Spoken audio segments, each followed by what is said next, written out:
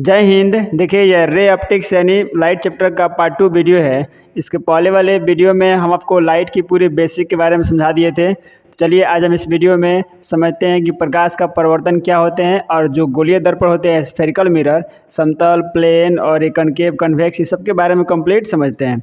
तो पहले समझते हैं हम लोग कि प्रकाश का परावर्तन क्या होता है। तो देखिए ध्यान से देखिए, प्रकाश का परावर्तन मतलब रिफ्लेक्शन ऑफ लाइट। देखिए, रिफ्लेक्शन का मतलब होता है कि कहीं से टकरा करके वापस आना, यानी कहीं से कोई चीज़ टकरा करके अगर वापस आता है तो उसे हम लोग रिफ्लेक्शन कहते हैं। अब अगर प्रकाश जो है कहीं से टकरा करके वापस आता है तो प्रकाश का परावर्तन कहेंगे, यानी रिफ्लेक्शन ऑफ लाइट कहेंगे। या कोई मान लीजिए कोई वस्तु है, कोई गेंद है, अगर उसे हम दीवार पे मारते हैं तो दीवार से टकरा के वापस आएगा गेंद, तो उसे हम गेंद का परावर्तन कहेंगे। किसी आदमी को अगर ज़मीन में पटक देंगे, अगर वो उछल गया तो उसका आदमी का परावर्तन हो जाएगा। तो परावर्तन का मतलब होता है कि किसी भी चीज़ का कहीं से टकरा करके एग्जैक्ट उसको वापस फिर आ जाना है, इसी को बोलते हैं हम लोग परावर्तन। बहुत ही सिंपल है।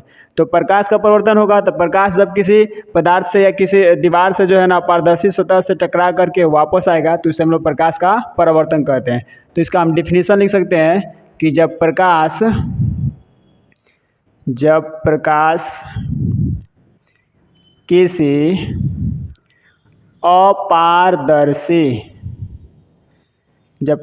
किसी अपारदर्शी सतह से टकरा कर वापस लौटता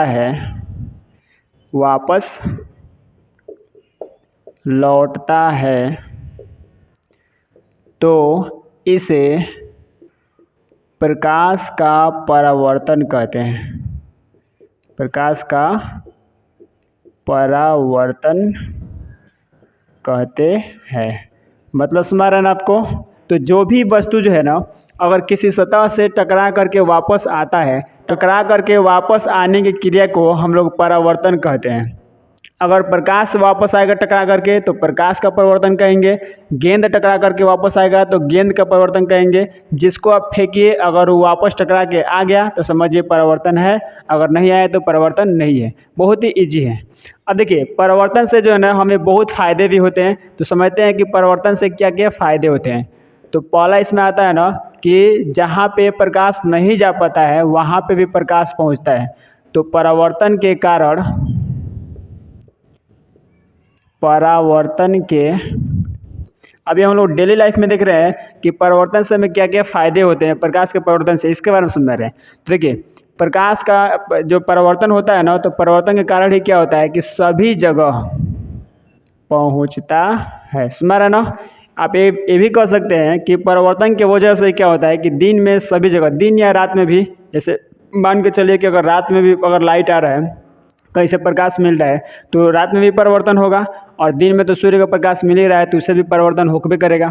तो दिन में या रात में कहीं से भी किसी भी समय जो है ना, अगर प्रकाश जो है किसी वस्तु पे टकरा रहा है और टकरा के वापस लौट जा रहा है, इधर उधर तो मुड़बे करेगा, तो परावर्तन हो रहा है। तो परावर्तन से जहाँ पे प्रकाश नहीं पहुँचता है वहाँ पे भी परावर्तन की वजह से क्या होता है, प्रकाश पहुँच जाता है। यानी जहाँ पे सूर्य का प्रकाश डायरेक्टली नहीं पहुँच पाता है ना, वहाँ पे परावर्तन के बाद जो है ना वह प्रकाश पहुँच पाता है। दूसरा एक और सबसे बड़ा इससे फ़ायदे होते हैं कि आँखों से देख पाना। आँख से हम अगर किसी वस्तु को देखते हैं ना, आँख से वस्तु को देखना। अगर हम किसी वस्तु को देखते हैं आँख के द्वारा, आप सब कोई तो आँखें से नहीं देखता है जी, आँखें से हम लोग सब कोई देखता है। तो अगर हम किसी वस्तु को देख रहे हैं, आँख से डायरेक्टली देख रहे हैं, तो समझिए इसमें सबसे बड़ा जो हाथ है ना वो प्रकाश का परावर्तन के वजह से हो रहा है। यानी सीधे कहेंगे तो लाइट के वजह से। अब चूंकि जो है डायरेक्टली हमारे आँख में तो लाइट आ नहीं रहा है, तो परावर्तन की वजह से किसी वस्तु को देख पाते हैं। जैसे समझिए कि अगर कोई वस्तु है और उसे प्रकाश जो है उस पर पड़ रहा है, पढ़ करके जब तक जो है वो हमारी आँख पे नहीं आएगा ना, तब तक हम उस वस्तु को देख ही नहीं सकते हैं। जैसे यहाँ पे मान के चलिए कि ये वस्तु है और यहाँ पे कोई आदमी है, यानी आँख बना दे रहे हैं। अब यहाँ से प्रकाश इस पे आ रहा है पढ़ के, यहाँ पे टकरा के जब तक इसके आँख के पास नहीं जाएगा, यानी आँख में नहीं जाएगा, तब तक इस आदमी को जो है ना ये वस्तु दिखाई दे ही नहीं सकता है। तो ये दो जो है मुख्य एग्जाम्पल है इसका परावर्तन से फ़ायदा। अब समझिए कि प्रकाश जो है ना अगर किसी वस्तु से टकरा करके वापस आ रहा है तो एक रूल के हिसाब से आता है, यानी एक नियम के हिसाब से जो वापस लौटता है। कहीं से कहीं जो ऐसे नहीं कि टकराया किधर से किधर मुड़ गया, नहीं, एक उसका एक नियम होता है कि टकरा करके और किधर से किधर वो मुड़ेगा, एक नियम के थ्रू होता है। तो जिसे हम लोग प्रकाश का परावर्तन का नियम कहते हैं। तो देखिए, प्रकाश का परावर्तन का नियम, परावर्तन का नियम, यानी प्रकाश जो है ना किसी न किसी एक खास नियम के थ्रू जो है ना किसी वस्तु से परिवर्तित होकर के किसी अपारदर्शी वस्तु से तब लौटता है, एक नियम के थ्रू लौटता है। तो उस नियम को हम लोग बोलते हैं ना प्रकाश का परिवर्तन का नियम। अब प्रकाश का परिवर्तन के नियम जो है ना दो तरह से होते हैं। अगर मान के चलिए कि इसको हम डिफाइन करें तो आप लिखेंगे जब प्रकाश किसी सतह कैसा होना चाहिए, अपारदर्शी। जब प्रकाश किसी सतह पर पड़ता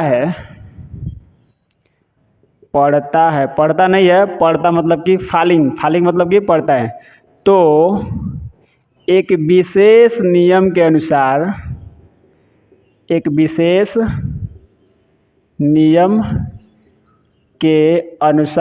या एक तरह भी कह सकते हैं किसी खास नियम को पालन करते हुए वो जो है ना वापस आता है। तो एक विशेष नियम के अनुसार जिस नियम से वह वापस लौटता है, चाहे जिस नियम का पालन करते हुए वापस लौटता है उसे प्रकाश का परावर्तन का नियम कहते हैं। प्रकाश का परावर्तन का नियम कहते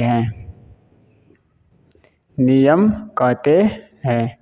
मतलब कि अगर मान लीजिए कि यहाँ पे एक सतह है, कोई सतह है यहाँ पे चिकना सतह, और यहाँ से प्रकाश जो है ना पे पड़ गया और पढ़ करके जो है ना वापस यहाँ से जो है ना इधर चला गया। तो एक खास नियम के द्वारा, देखिए ध्यान से, एक खास नियम के द्वारा प्रकाश जो है इस सतह पे आया और एक खास नियम के द्वारा टकरा करके वापस चला गया। तो एक नियम का विशेष एक नियम के थ्रू जो है ना यह आपतित होता है, मतलब कि किसी सतह पे आता है और एक विशेष नियम के थ्रू वो जो है टकरा के वापस चला जाता है। तो जिस नियम के थ्रू ये सारा काम होता है ना, आना और जाना, यानी आओ सनम जाओ सनम, तो इस नियम को हम लोग प्रकाश का परावर्तन का नियम कहते हैं, क्योंकि सारा चीज़ तो प्रकाश के द्वारा हो रहा है। तो प्रकाश का परावर्तन की वजह से तो इसमें नियम लग रहा है, इसीलिए हम प्रकाश का परावर्तन का नियम कहते हैं।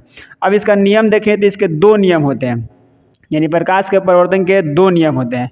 पहला होता है कि आपतित किरण, परावर्तित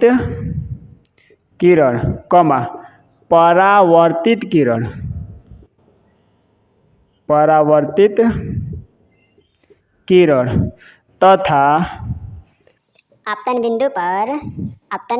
बिंदु पर खींचा गया, मतलब डाला गया, खींचा गया अभिलंब मतलब कि 90 डिग्री पे जो होता है, खींचा गया अभिलंब तीनों है। ये हमारा हुआ पहला नियम। ये थोड़ा सा लंबा दिख रहा है बट उतना लंबा है नहीं। आप इसको देखिए, हम इसको एग्जांपल से बता रहे हैं ना, आपको बिल्कुल डायरेक्ट दिमाग में जाएगा सीधा, और कभी भूलिएगा भी नहीं। ये समझिए नियम कहता क्या है। जैसे ये हमारा मान लीजिए सतह हो गया, परावर्तक सतह, और इसी परावर्तक सतह पे जो है ना ये इधर से कोई किरण जो है आ रहा है। इसको याद रखिएगा ना कि कभी भी जो है ना किरण को जो हम लोग बुलाते हैं किसी सतह पे, परावर्तक सतह पे, तो कभी भी हम बाएं साइड से बुलाते हैं, लेफ्ट से हमारा ना बायां लातरा, उसी लातरे हाइट से हम लोग जो है उधर बुलाते हैं, यानी लातरे साइड से, यानी लेफ्ट साइड से। तो अगर मान लीजिए हम इधर खड़े होंगे ना तो हमारा लेफ्ट इधर पड़ेगा, राइट हमारा ई है, तो लेफ्ट देखिए इधर पड़ रहा है ना, तो इस साइड से क्या हो रहा है, हमारा किरण जो है कभी भी आपतित होता है। चाहे वह दर्पण हो, चाहे कोई परावर्तक सतह हो, कभी भी हम जो है किरण को लेफ्ट साइड से बुलाते हैं, कभी भी, ये रूल है। तो इधर से किरण जो है आ गया, अब समझिए ध्यान से, जो किरण इधर से आ रहा है ना उसे हम लोग बोलते हैं आपतित किरण, यानी इंसिडेंट रे। चूँकि जो है ये आ रहा है तो नाम यानी है आने वाला, तो जो आ रहा है उसे हम लोग आपतित किरण यानी इंसिडेंट रे कहते हैं। और जो यहाँ से, अब मान लीजिए कि यहाँ पे आया तो ये किसी न किसी सतह पे जो है ना, यानी जो परावर्तक सतह दिख रहा है ना, ये किसी न किसी सतह के बिंदु पर कहीं ना कहीं तो आगे पड़वे करेगा। तो ये जो किरणवा जो है ना, आपतित किरण, ये आ रहा है यहाँ पे और तो कहीं ना कहीं तो बिंदुओं पर आकर रुकेगा। तो इस बिंदु को हम लोग बोलते हैं आपतन बिंदु। इधर दिख रहा है कि नहीं आपको? आपतन बिंदु मतलब कि इंसिडेंट पॉइंट। ये आपतित किरण है, ये हो गया हमारा आपतित। आपतित किरण ये आने वाली है तो आपतित किरण। चलिए इसका नाम भी रख दे रहे हैं। मान के चलिए ये जो है पॉइंट ओ है और ये ए है, तो एओ जो है ना ये आ रहा है तो आपतित किरण जिस बिंदु पे आके रुकेगा उसे आपतन बिंदु, क्योंकि आने वाला बिंदु है।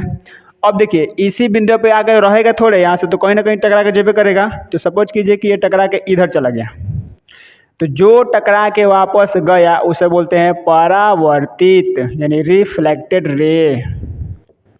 परावर्तित किरण यानी इधर से आया तो आपतित किरण, जिस पे आके रुका वो आपतन बिंदु। सतह को बोलेंगे परावर्तक सतह, ये जो है परावर्तक सतह है। और यहाँ से टकरा के इधर चला गया तो परावर्तित किरण यानी रिफ्लेक्टेड रे। अब इधर ध्यान दीजिए, बात अभी ख़त्म नहीं हुई है। अब इसी बिंदु पे जो है ना हम लोग झूठ मूठ का जो है, समझिए कि आपको बुद्धू बनाने के लिए एक जो है ना अभिलंब खींच दिया जाता है। बुद्धू नहीं बनाया जाता है, एक जो है काल्पनिक रेखा खींची जाती है जिसे हम लोग अभिलंब कहते हैं। इसका कोई लेना देना नहीं है इसमें, बट जो है रूल में आता है। ये काल्पनिक एक रेखा है, इसमें कहीं भी देखिए प्रकाश आई नहीं रहा, इसलिए डॉट डॉट से दिखाते हैं क्योंकि ये काल्पनिक रेखा है।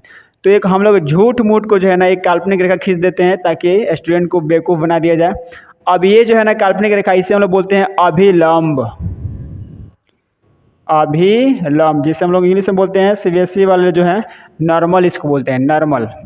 और इसको मान ले रहे हैं बी है, तो ओ बी ध्यान समझिएगा। ओ बी जो है यहाँ पे परावर्तित किरण है, एओ जो है आने वाली किरण है तो आपतित है। जिस बिंदु पे आके रुकेगा यानी पॉइंट ओ को बोलेंगे आपतन बिंदु। इस सतह को बोलेंगे, मान लीजिए सतह का नाम हुआ एम एन, तो एम एन सतह को हम लोग बोलेंगे परावर्तक सतह।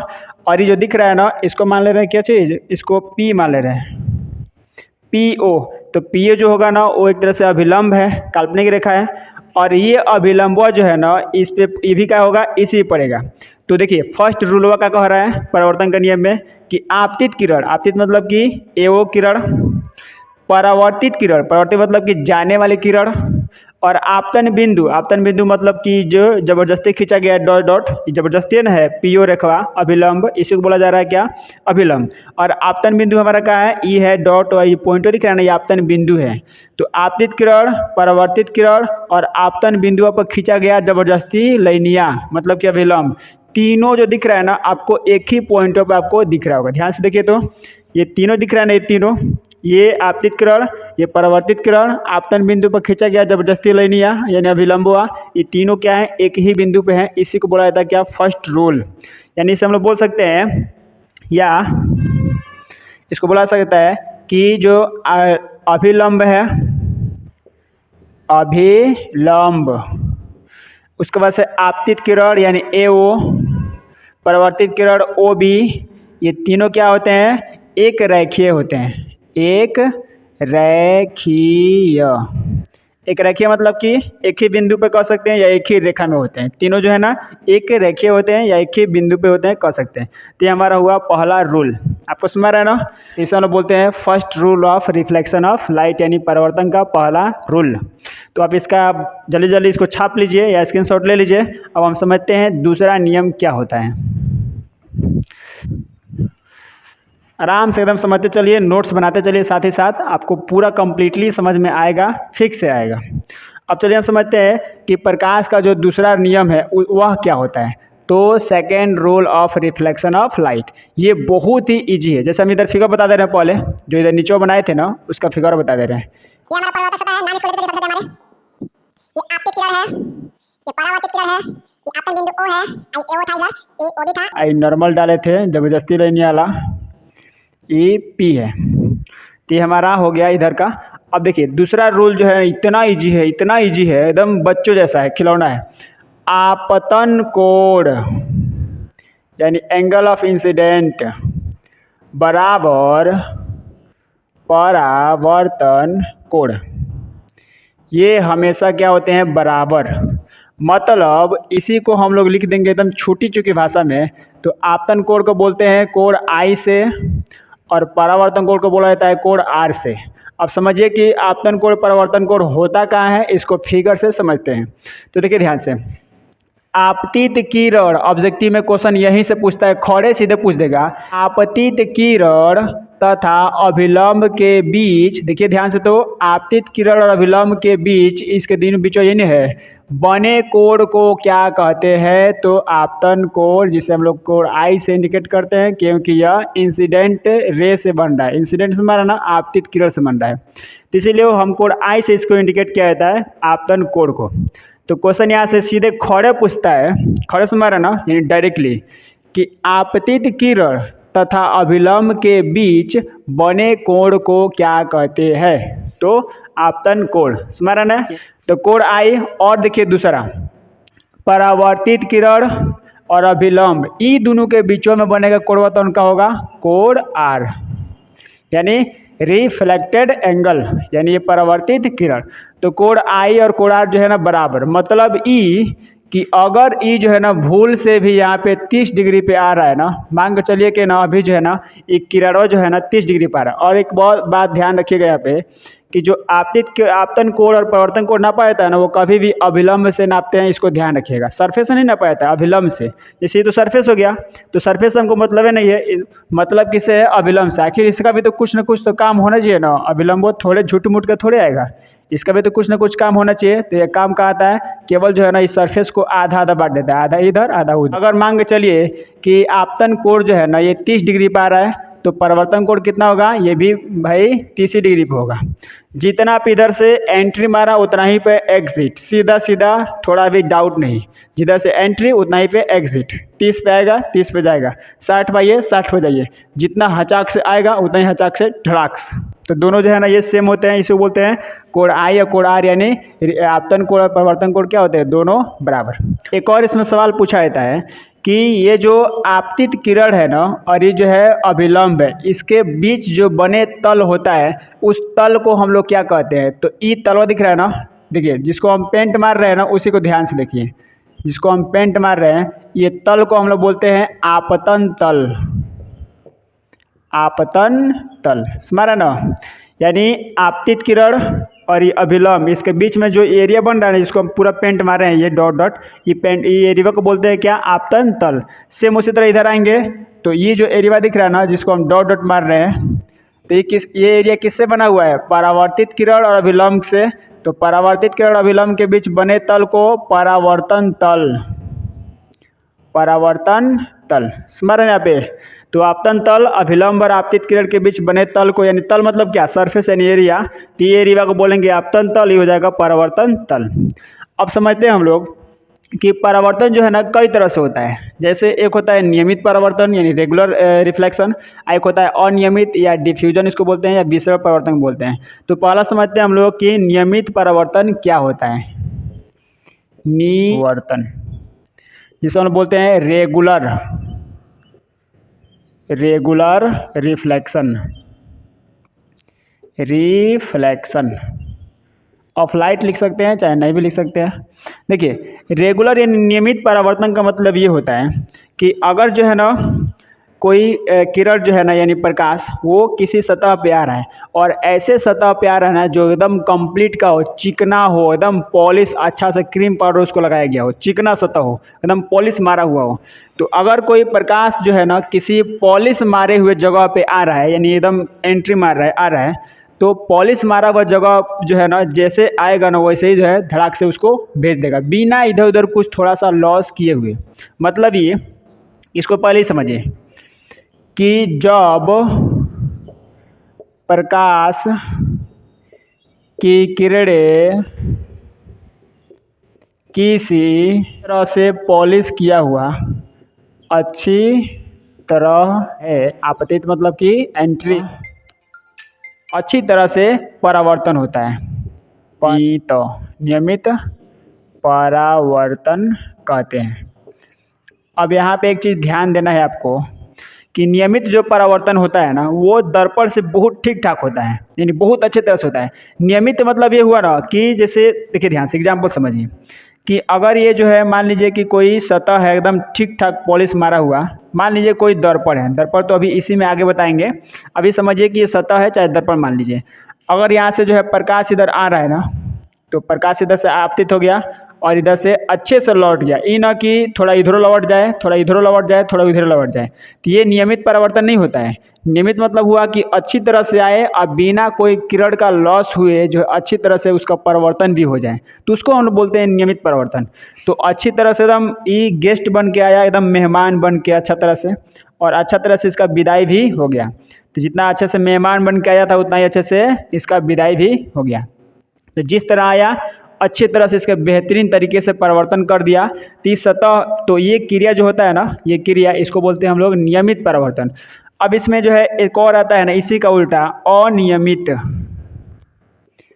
अनियमित या इसी को बोलते हैं विसरित। विसरित मतलब कि इधर उधर फैल जा रहा, विसरित परावर्तन, रिफ्लेक्शन, रिफ्लेक्शन। तो दोनों का एक चीज़, इतना लंबा नाम हो गया जी। अनियमित या विसरित परावर्तन बात देखिए, इरेगुलर रिफ्लेक्शन कहिए चाहे डिफ्यूजन रिफ्लेक्शन कहिए। अब देखिए ध्यान से, जस्ट जो इसका उल्टा जो होता है ना, जस्ट इसका उल्टा यानी नियमित परावर्तन का जस्ट उल्टा जो होता है ना, ये अनियमित होता है। अब इसका डिफिनेशन लिख लीजिएगा, हम बोल दे रहे हैं। जब प्रकाश की किरणें किसी असमतल जगह पे कहिए चाहे ऊबड़ खाबड़ जगह पे आपतित होती है, तो उसका जो है परावर्तन कई दिशाओं में फैल जाता है। मतलब कि इधरों फैल गया, कुछ इधरों चला गया, कुछ उधरों चला गया, कुछ उधरों चला गया, यानी कई दिशाओं में जो है ना उसका परावर्तन होता है। तो इसे हम लोग बोलते हैं अनियमित परावर्तन या विसरित परावर्तन। जैसे इसका हम एक बार फोटो बता के आपको बता दे रहे हैं।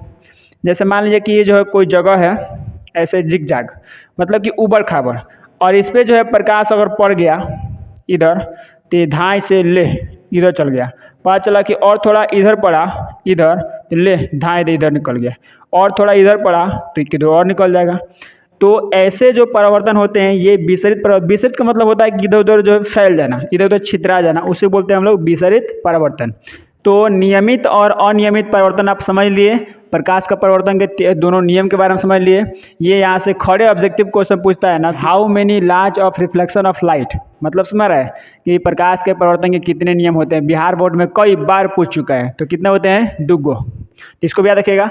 तब अब इसका स्क्रीनशॉट लीजिए चाहे इसको छाप लीजिए। अब हम आगे समझते हैं दर्पण के बारे में। दर्पण के बारे में समझने से पहले हम समझ लेते हैं कि प्रतिबिंब होता क्या है, तभी हम दर्पण में आपको प्रतिबिंब बताएंगे तो अच्छे से आपको समझ में आएगा। तो चलिए पहले हम समझते हैं कि प्रतिबिंब क्या होता है, जिसे हम लोग बोलते हैं इमेज। प्रतिबिंब, प्रतिबिंब, प्रतिबिंब यानी इमेज। प्रतिबिंब को और कई तरह से कहा जाता है, परछाई कहिए, परछाई से मारा ना, ये भी प्रतिबिंब है। इसको उर्दू में कहते हैं अक्स, आधा क स, अक्स यानी परछाई यानी इमेज यानी फोटो, फोटो से मारा ना आपको। तो इमेज को हम लोग, परछाई को उर्दू में कहते हैं अक्स, अक्स मतलब परछाई। अब देखिए प्रतिबिंब होता क्या है, साइंस की भाषा में प्रतिबिंब, इंग्लिश में इमेज। प्रतिबिंब कहते किसको हैं, तो देखिए ध्यान से, किसी बिंदु स्रोत से आती हुई प्रकाश की किरणें दर्पण, दर्पण तो पढ़ाया नहीं है अभी, या लेंस, लेकिन अभी आप नाम सुनिए बस इतना, दर्पण या लेंस से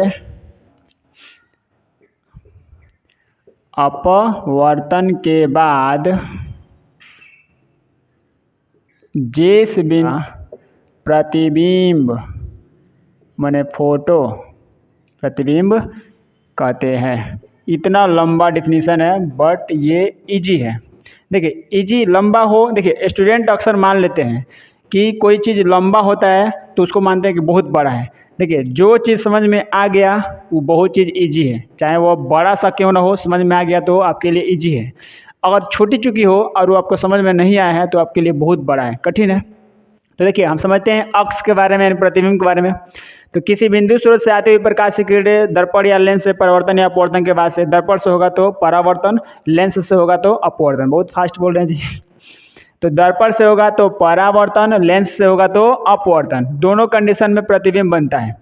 तो चाहे परावर्तन हो चाहे अपवर्तन हो, उसके बाद से जिस बिंदुओं पे मिल जाए, चाहे मिलता हुआ बुझाए, चाहे प्रतीत हो, प्रतीत में रहना, तो उसे हम किसका प्रतिबिंब कहते हैं? तो उस बिंदु स्रोत का, किस बिंदु स्रोत का? जो पहले से प्रकाश जहाँ से आ रहा था ना, प्रकाश स्रोतवा, उसका हम प्रतिबिंब कहते हैं, जहाँ पे कटे चाहे कटता हुआ प्रतीत हो, बुझाए। जैसे आपको समझ में नहीं आया होगा, अब इसको समझते हैं क्या हम लोग इसको एग्जाम्पल से, कि ये कोई वस्तु है और यहाँ से प्रकाश जो है ना ऐसे आ रहा है, प्रकाश वस्तु से, तो ये हमारा क्या हुआ? बिंदु स्रोत हुआ। और इधर हम रख दे रहे हैं, मान लीजिए कोई दर्पण, अभी हम ऐसे समझाने के लिए आपको बता रहे हैं, दर्पण इधर से जो है ना ये गया, इधर से टकरा करके ऐसे जो है ना आगे इधर मान लीजिए कट गया, तो सपोज कीजिए कि यहाँ पे आके कट गया। अभी ऐसे बता रहे हैं, तो किसी बिंदु स्रोत से जो है ना प्रकाश आ रहा है, दर्पण हो चाहे लेंस हो, उससे परावर्तन हो या अपवर्तन हो, परिवर्तन अपवर्तन के बाद से जिस बिंदु पे ये दोनों आके ना कट जा रहा है, तो मान लीजिए अभी फिलहाल जो इसी बिंदु पे कट रहा है ना दोनों प्रकाश हुआ, तो इस बिंदु पर क्या होगा? इमेज बन जाएगा किसका? इस बिंदु का बनेगा इमेज यहाँ पर, जहाँ पे कटेगा ना वहाँ पे इमेज बनता है। और किसका बनेगा? तो जहाँ से प्रकाश चल रहा था, तो चल कहाँ से रहा था? तो बिंदु स्रोत से। समझ रहे हैं आपको? देखिए, मिलता है का मतलब ही होता है ना कि अपने से ही कट जाए, अपने से कट गया तो मिल गया। अगर मान लीजिए कि नहीं कटा, जैसे मान के चलिए अगर वही जो होगा ना ऐसे होगा, मान लीजिए ये जो है ना उत्तल दर्पण है, अभी दर्पण आगे पढ़ाएंगे, तो उत्तल दर्पण मान लीजिए कि इधर से कोई वस्तु है यहाँ पे ए बी, मान के चलिए ए बी वस्तु है, यहाँ से प्रकाश जो ऐसे जा रहा है, तो ये जो है उत्तल दर्पण खुद ही इसको उधर भेज देता है, इधर भेज देगा। अब इधर से जो है ना ये हमारा मुख्य अक्ष होता है, इधर से इसको ज़बरदस्ती ऐसे कटाएंगे ऐसे, तो अगर ज़बरदस्ती कटाएंगे ना, आई जहाँ पे कट गया, बैक करने पे जहाँ पे कट गया तो वहाँ पे क्या हो जाएगा? इमेज बन जाएगा। तो अगर ज़बरदस्ती कटाते हैं उसे बोलते हैं मिलती हुई प्रतीत होती है, मतलब ज़बरदस्ती कटाइए और जहाँ पे कट गया तो भी इमेज बनेगा, या अपने से कट गया तब भी इमेज बनेगा। किसी हालत में जो है ना कटना है, चाहे खुद से कट जाए और चाहे अपने यदि इसको ज़बरदस्ती हम लोग काट दें, तो उसको बोलते हैं प्रतिबिंब। तो प्रतिबिंब समझ गया ना आपको कि प्रतिबिंब की कुछ विशेषताएं जो होती है ना, यानी प्रतिबिंब दिख रहा है ना, इसकी कुछ विशेषताएं होती है। तो प्रतिबिंब की विशेषता ये होती है कि पहला ये होता है कि ये जो है ना वस्तु के जैसा बनता है। प्रतिबिंब जो है कभी भी वस्तु के जैसा बनेगा। अब ऐसा थोड़े है वस्तु जैसा, मतलब समझ रहा है कि अगर मान लीजिए कि किसी आदमी का फिगर बनाएंगे तो आदमी का नहीं बनेगा, जानवर को नहीं बन जाएगा। किसी हाथी का इमेज बनाइएगा तो हाथी बनेगा, भले छोटा बने बड़ा बने उल्टा सीधा बने, वो बात का बात है, बट जो है हाथी का इमेज बनाएगा तो हाथी नहीं बनेगा, किसी आदमी का बनाएगा तो आदमी बनेगा। तो ये वस्तु के जैसा इमेज बनता है, पहला खासियत हो गया। दूसरा ऐसा खासियत ये होता है कि ये कभी कभी सीधा भी बनता है, ये जो कभी कभी उल्टा बनता है, उल्टा। अब आपको सीधा उल्टा हम बताएंगे जब दर्पण पढ़ाएंगे ना इसी वीडियो में, ताकि बताएंगे कब उल्टा कब सीधा बनता है। तो इमेज जो है कभी कभी सीधा बनता है, कभी उल्टा बनता है। फिर जो है ना कभी कभी ये वस्तु से छोटा बन जाता है, या कभी कभी वस्तु से बहुत बड़ा बनता है, चाहे कभी कभी बराबरों हो जाता है, वस्तु के बराबरों साइज बन जाता है, वस्तु से बड़ा ही बनता है, वस्तु से छोटा ही बन जाता है। तो ये भी एक तरह से क्या है, इमेज का ये विशेषता है। अब समझते हैं हम लोग कि प्रतिबिंब के जो है ना प्रकार कितने होते हैं। तो देखिए, प्रतिबिंब के दो प्रकार होते हैं, पता ही होगा आपको।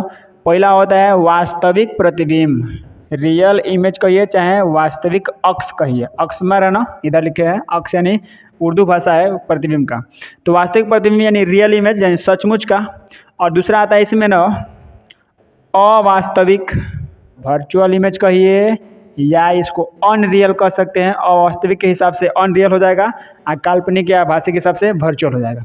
अब देखिए, वास्तविक प्रतिबिंब आभासी प्रतिबिंब बहुत सिंपल सा है।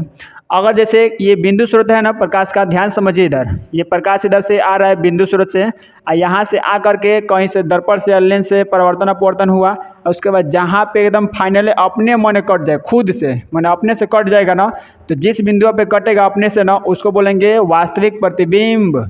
क्योंकि ये जो है ना हमेशा अपने से खुद से फाइनली कट रहा है, तो उसको बोलते हैं वास्तविक प्रतिबिंब।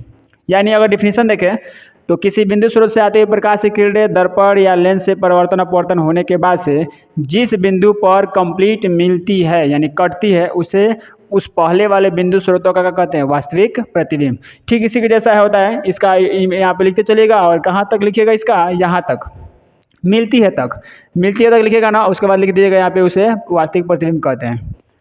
इसी का जो है ना उल्टा आभासी यानी अवास्तविक या काल्पनिक, जस्ट उल्टा। किसी बिंदु स्रोत से आते हुए प्रकाश की किरणें दर्पण या लेंस से परिवर्तन या अपवर्तन होने के बाद से जिस बिंदु पर मिलती हुई प्रतीत होती है यानी बुझाती है, डैश डैश वाला, तो उसे हम लोग आभासी प्रतिबिंब कहते हैं। अगर डैश डैश वाला होगा तो समझिए आभासी प्रतिबिंब है, ठीक ठाक अपने से कट गया, ज़बरदस्ती नहीं करना पड़ा, अपने से स्वयं कट गया तो वो वास्तविक है। दोनों में कुछ कुछ विशेषताएं होती है, वास्तविक में भी कुछ अलग विशेषता होती है और अवास्तविक यानी आभासी या काल्पनिक इसमें भी क्या होता है, अलग विशेषता होता है। वास्तविक जो प्रतिबिंब होता है ना वो हमेशा क्या होता है, वस्तु से उल्टा बनता है, इसका यही खासियत है, वस्तु से हमेशा उल्टा। दूसरा, इसे हम लोग पर्दे पर प्राप्त कर सकते हैं क्योंकि ये रियल इमेज है तो इसे हम पर्दे प्राप्त कर ही लेंगे। जैसे हमारे आँख पे बना प्रतिबिंब यानी रेटिना प्रतिबिंब बनता है, वो क्या होता है, रियल इमेज। तभी तो हमारा रेटिना हमारा क्या है, पर्दा है। इसको ह्यूमन आई में बताएंगे बहुत अच्छे तरीके से, पूरा आँख के बारे में बता देंगे, लगभग समझिए कि आधा आप डॉक्टर बन जाइएगा। उतना आँख के बारे में कंप्लीट बताएंगे, आधा डॉक्टर बना देंगे आपको। इमेज का तो इसका परीक्षा का तो बातें छोड़ दीजिए, परीक्षा में कोई क्वेश्चन आपसे न बनेगा, ऐसा तो हो ही नहीं सकता है। तो आँख के रेटिना पे बना प्रतिबिंब हमारा कैसा होता है, वास्तविक, क्योंकि रेटिना खुद एक पर्दा है। तो वास्तविक प्रतिबिंब को हम लोग पर्दे प्राप्त कर सकते हैं, यानी एक स्क्रीन पर उसको डिस्प्ले दिखा देंगे, वास्तविक प्रतिबिंब है।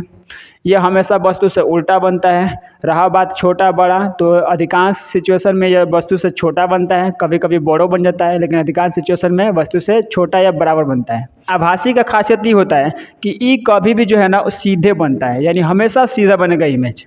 सीधा का साथ साथ ये हमेशा वस्तु के बराबर हो सकता है, कभी छोटो बनता है, कभी बड़ो बनता है। तो आभासी जो है हमेशा याद रखिएगा, वस्तु से इमेज जो है ना सीधा बनता है। तो यहाँ से सीधा क्वेश्चन पूछता है कि एक वस्तु का प्रतिबिंब जो है ना सीधा है, तो किस प्रकार का प्रतिबिंब होगा, तो आभासी हो जाएगा, क्योंकि सीधा बनेगा तो हमेशा आभासी। और इसी का उल्टा पूछ दिया कि किसी वस्तु का बना प्रतिबिंब क्या है, प्रतिबिंब जो है उल्टा है वस्तु से, तो वस्तु से जब प्रतिबिंब उल्टा होगा तो क्या हो जाएगा, वास्तविक। इतना आपको समझ में आ गया कि आभासी और वास्तविक में अंतर क्या होता है। तो आप इसका छापिए या इसका स्क्रीनशॉट ले लीजिए। अब आगे हम लोग समझते हैं मिरर यानी दर्पण किसको बोलते हैं।